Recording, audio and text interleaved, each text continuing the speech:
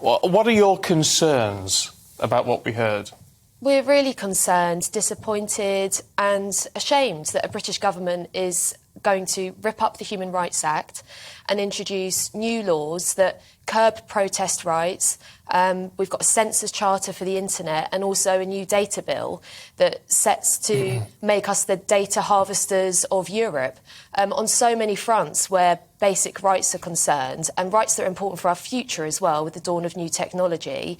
The government is rolling back on rights rather than protecting citizens. And I think for a government that talks about this whole agenda is the people's priorities and we're putting your priorities first. I think from what you've just heard, there are other priorities that people actually have. I don't recall anyone saying, I want the government to take my human rights away. Silkie, talking about the Human Rights Act, it was something that David Cameron first brought up, wasn't it, wanting to bring in a British Bill of Rights. People have had a long time to vote with their feet if they've got a problem with this, and Boris Johnson has a huge majority. People aren't worried about this.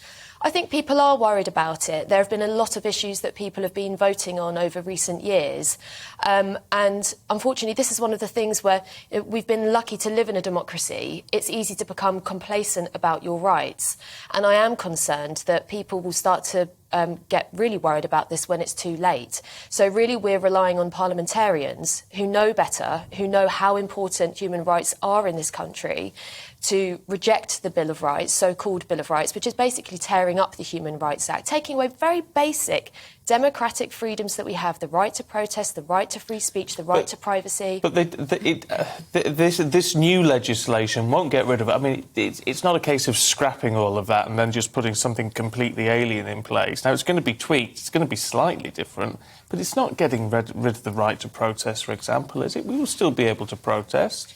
Well, the devil will be in the detail and we'll have to wait to see what comes forward. But it's not broke, so it doesn't need fixing. Do you not think it's broken? You say that, and we had Kit Malthouse, the Police and Crime Minister, on yesterday morning defending the changes, saying, and a lot of our viewers and listeners will agree with what Kit Malthouse said yesterday, which is people like Extinction Rebellion or Insulate Britain were hugely disruptive to people going about their ordinary life with their right to go and earn a living, to go to hospital appointments, whatever it may be.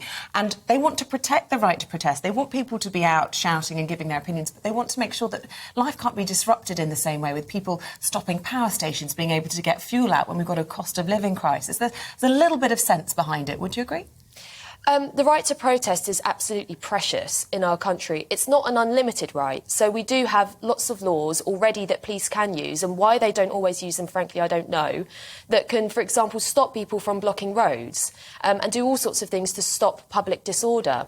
But what we're actually seeing here, and it is quite literally a wholesale repeal of the Human Rights Act. Exactly how the government is going to do that remains to be seen. But the fact that they do want to do it, the fact that we've just come out of a pandemic where people had many of their rights and liberties taken away for 2 years, and now we're on the brink of a totally different society without those fundamental rights, this is very, very dangerous territory.